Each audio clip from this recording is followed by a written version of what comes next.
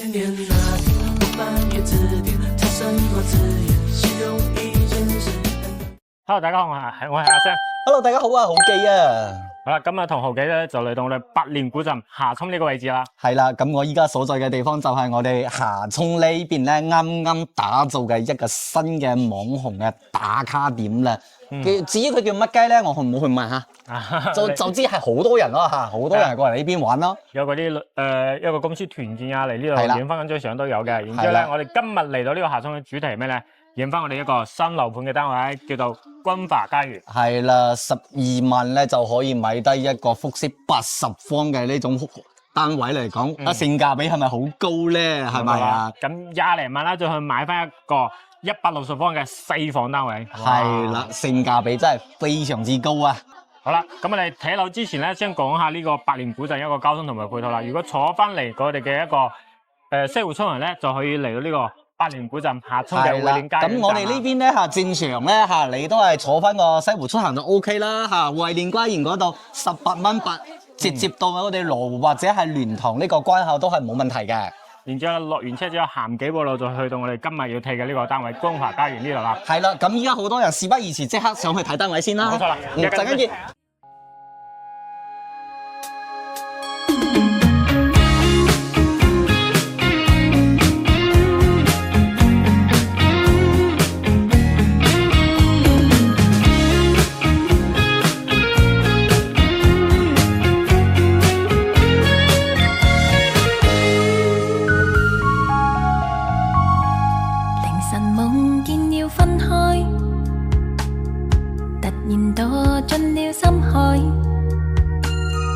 凌晨盼再有色彩，會等到春暖見花開。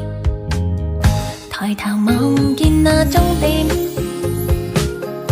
為頭最細數每一天。繁華鬧市看身邊，已飄遠，等到秋天。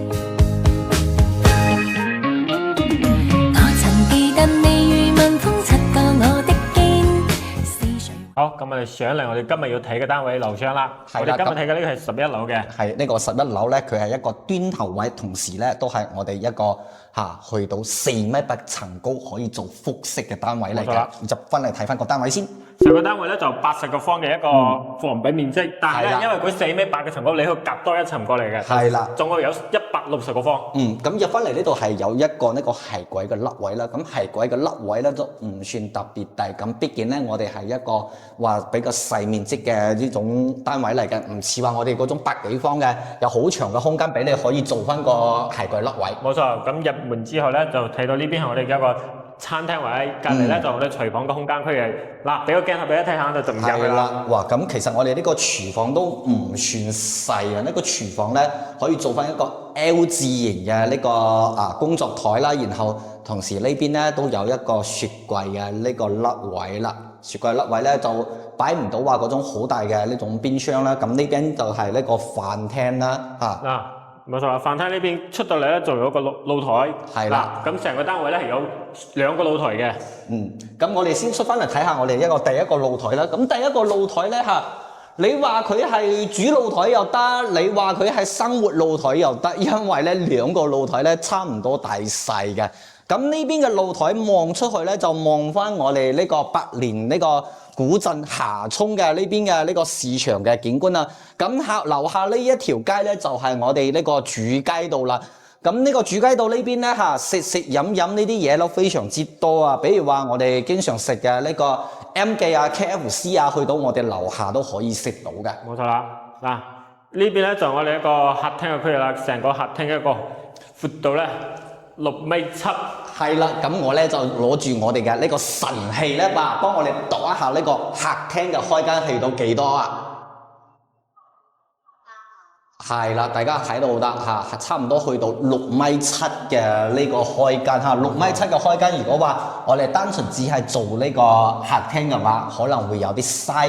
不過咧，建議後期咧，因為呢度係一個飯廳嘛我哋呢邊仲可以做到一個房間，咁留住呢邊係做翻個客廳都係冇問題嘅。咁客廳呢度咧後期點會設計咧有2種方式俾到大家。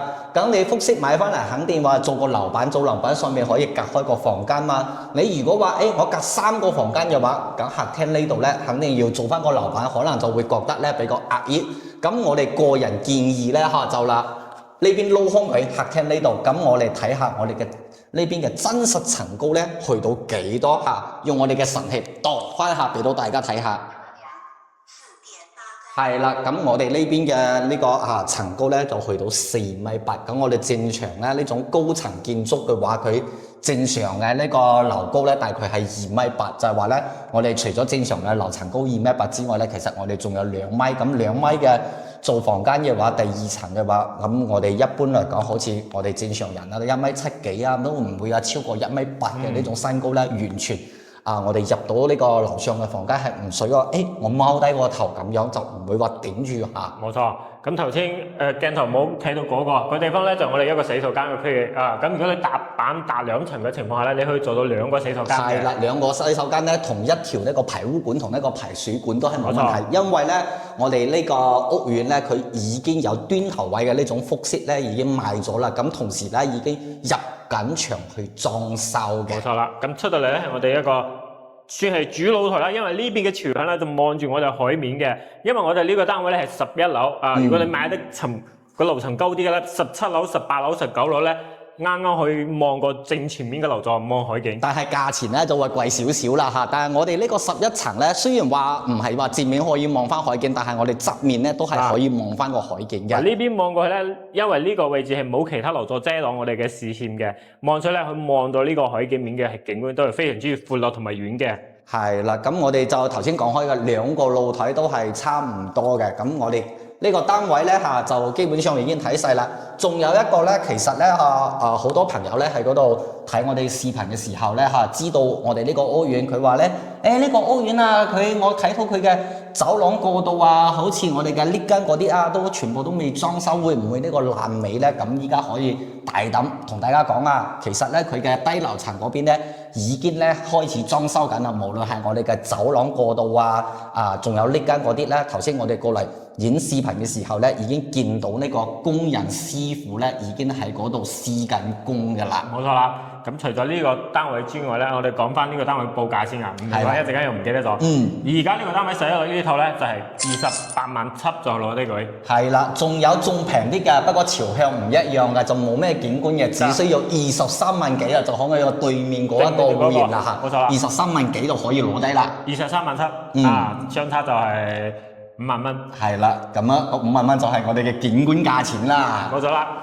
好啦，咁呢個單位睇齊晒之後啦，我哋其實仲有個4式嘅單位，40個方嘅。係啦，咁我哋咧陣間去睇下呢個40個方嘅。好啦，咁我哋嚟睇翻呢個40方嘅呢個大間單位。小心啊，聲哥呢度佢依家咧呢個做緊裝修係發展商咧又要將嗰啲裝修材料搬上嚟，準備話做翻個裝修。呢個位置咧，嗰邊就係我哋一個洗手間嘅區域啦。俾個鏡頭，因為比較暗少少。係啦，咁上邊呢度咧如果話我哋做翻個隔層嘅話，上面呢度咧就算唔做翻個洗手間咧，後期我哋可以做翻個儲物間都係冇問題嘅。冇錯。因為其實佢冇咩光線如果話我哋用嚟做洗手間咧，就變成一個暗廁啦咁不如我哋做翻個儲物間仲好啦。冇錯啦，咁入門呢個位置咧，有啲用去做翻一個鞋櫃，或者你去做翻個一個廚房餐台。係啦，順便同大家講一下呢個唔係一條柱嚟㗎呢個係當時咧發展商為咗呢個驗收過關而加嘅。咁呢一個係可以駁㗎同大家講清楚因為咧我頭先拍咗一下啦，其實佢係一個空嘅，唔係一個實心柱嚟嘅。咁我哋咧就睇一下我哋40方嘅呢個開間咧可以去到幾多咁我哋都係請出我哋嘅神器啦。係啦，咁我呢度開間咧就3.25米嘅呢個開間都唔算細啦，40個方嘅單位啦。咁我哋呢邊咧可以睇下，同樣都係6.3米嘅層高啦。咁隔離咧，我哋有一伙單位咧已經買咗依家咧係做緊裝修，準備入伙佢同樣啦，佢都係咧加多一層啦，仲做埋啦呢個混凝土嘅呢個樓梯，唔係嗰種話鐵架構嘅嗰種樓梯啦。咁你如果咁樣做翻咧，成個單位佢雖然講房產面積係40個方，你做完2層之後咧就80個方。係啦，去到80個方。咁因為大家可以睇到啦嚇，因為咧佢呢邊上下都有窗口嘅。我哋就算話嚇加多一層嘅話嚇，我哋個採光咧其實佢都唔會話受到影響嘅。出到嚟咧就係我哋露台呢邊。其實露台咧你加多一層之後咧就雙露台咯。不過我哋出邊嘅景觀面咧就靚仔啦。係啦，因為我哋呢邊咧係比較屬於比較端頭位啦，大家可以睇下啦嚇。望出去咧就係樓下就係我哋沙灘啦，咁隔離咧就係我呢個惠蓮家園啦。咁惠蓮家園嗰邊就係我哋成日講開嘅，我哋可以坐翻個西湖出行咧，由呢邊咧去翻到我哋呢個羅湖或者蓮塘口岸。咁樓下咁多食飲啦嚇，呢度坐車度非常之方便。其實我哋呢邊咧生活咧講起身咧都算係比較便捷嗰一種嘅。講翻正題，呢個單位而家嘅售價，最低總價12萬就可以攞低呢個單位。係啦，咁我哋呢邊咧最低總價12萬。咁如果話好似我哋呢一個咧，大概需要幾多錢啊？新哥？呢個單位咧，因為佢位置比較靠近呢個邊位，佢總價咧大概15萬左右嘅。係啦，即係話咧，我哋哇15萬就可以買翻一個真實面積去到80方嘅呢種單位嚟講，呢個性價比真係咧。棉花浸水就冇得彈啊！你記翻條數啦，你如果買嗰個最平嘅單位12萬左右嘅，你可以俾到2萬蚊首期，咁月供咧就1000蚊左右有。係啦，就可以攞低呢個單位嚇。咁我哋呢個單位咧嚇，絕對係話咧嚇可以正常交易啊！呢個放心啦。可能有啲朋友會唔信嚇，咁呢方面咧，大家可以放低自己嘅心嚇，可以做到正常交易嘅。冇錯啦，咁再補充一啲。就之前影呢個視頻嗰陣時，影同樣嘅視頻嗰陣時咧，有好多粉絲朋友關心嘅一個問題啦。第一個咧就係呢個發展商佢已經啱先補完地價，所以呢個地板係全新嘅。第二個咧，佢實際情況下咧確實係40年，但係因為佢補完地價之後咧，你依然可以用到非常之長嘅時間。係啦，我記得我之前上次問過發展商，佢係前幾年先好補嘅地價，係咪？好似係22年仲係23年先補嘅地價係咪？22年補嘅。係啊，22年補嘅地價，就係話咧，就算係40年都好，我哋依家仲有36年嘅產權啦嚇。咁後面咧再囉嗦多一句啦。咁頭先我哋分享俾到大家嘅嗰個80方嘅複式咧係東邊位嚟㗎，其實我哋西邊位咧都有一個複式，都係80個方，個景會靚啲，咁價錢咧都會貴少少。咁我哋視頻後面咧都會將呢個推薦咧分享俾到大家。最緊要就係話咧，我哋東邊位同西邊位嘅價錢相差幾萬蚊，咁個景觀相差喺邊度啦嚇？咁我哋呢期節目時間就差唔多啦。